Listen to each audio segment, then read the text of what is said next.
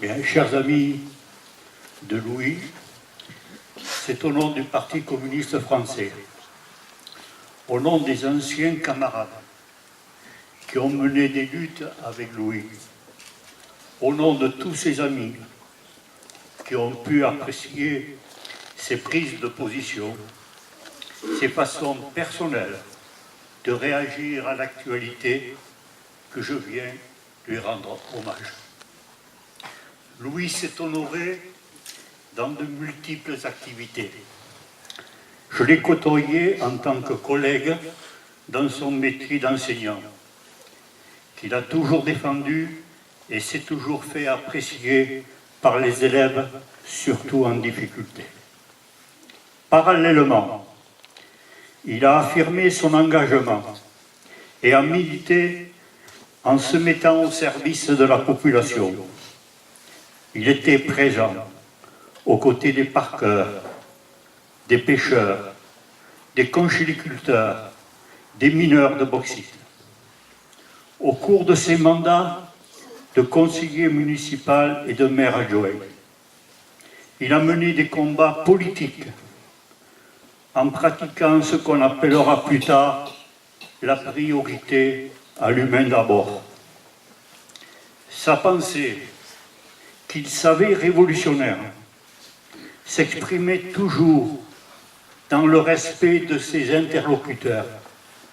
Et cette pratique lui a valu en retour un très grand respect qui s'est gravé dans l'esprit des Mésois.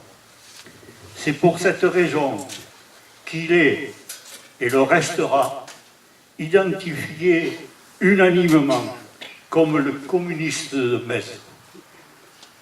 Pendant ses mandats, il a fait avancer des projets ambitieux, mais qui correspondaient toujours à des besoins qui s'exprimaient ou qu'il percevait au cours de ses nombreuses relations publiques.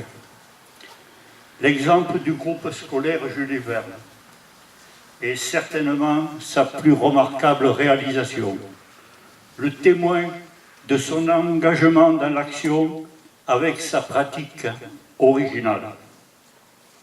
En plus de son mandat aux affaires scolaires, il se plaisait à s'occuper de la culture. Il a joué un rôle moteur dans l'aménagement de la bibliothèque municipale pour qu'elle devienne un lieu d'échange, d'expression culturelle auquel il tenait beaucoup. De plus, il était un ardent défenseur de la laïcité et il s'est beaucoup mobilisé pour créer le comité d'action laïque qu'il a animé régulièrement.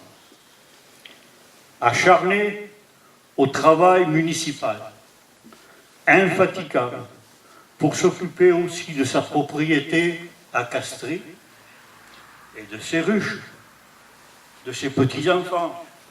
Il a dépensé beaucoup d'énergie, mais tout ça en valait la peine.